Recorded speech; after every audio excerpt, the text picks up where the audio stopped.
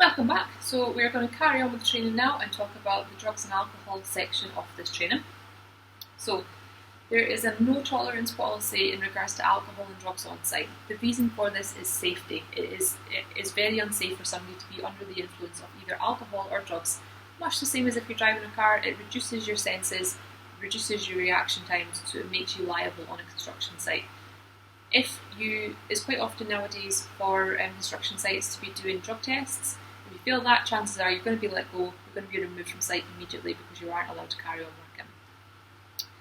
Medication should be checked to see if it will make you drowsy or alter your capability to work safely. You need to have a conversation with your doctor if you're getting prescribed something, and then if something comes up with it, you also need to have a conversation with your line manager as well. Your line manager should be informed about medication that you are taking. You should make your supervisor aware if you are taking any kind of medication at all. And users with legal drugs can make a person drowsy or incapacitated or a danger to everyone on site. Hand-arm vibration syndrome is otherwise known as HAVS, and it is also called white finger. So it is, as you can see there, it is when your fingertips start to turn white. If you've worked on construction sites before, you'll know that it is a very prominent hazard, and it's something that you need to be very aware of.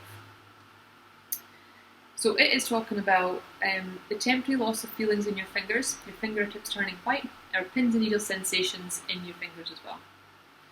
You can reduce the symptoms of HAVS by not gripping a tool too tightly, and your employer should be explaining the safest way for you to use a tool before you begin and give you information on the length of time that you use a tool each day to avoid developing HAVS. HAVS can cause damage to the blood vessels and the nerves in your fingers and your hands, which is what causes them to turn white. It's also worth mentioning that if you're a smoker, that will also increase the chances of you developing HAVS because it is also damaging your blood circulation. Very easy for me to say as a non-smoker. However, if you stop smoking, then or reduce the amount that you smoke, it can also help whether or not you develop hand-arm vibration. You're less likely to suffer from HAVS if you are warm and dry. So if you're cold and wet, chances are you're going to get it a lot quicker.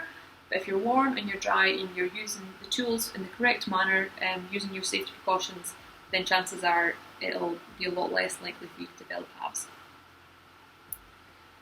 Got another article here. This was a company who just didn't understand the importance of rotating jobs, and hundreds of workers were exposed to developing hand-arm vibration system over a 9-year time span. Just because they were using the same equipment over and over again, they didn't understand why somebody should stop. They didn't understand the importance of it, and as a result, they got fined for it, but there is now an increased use of robotics in the industry. We'll take another break here again, and then we'll move on to talk about asbestos.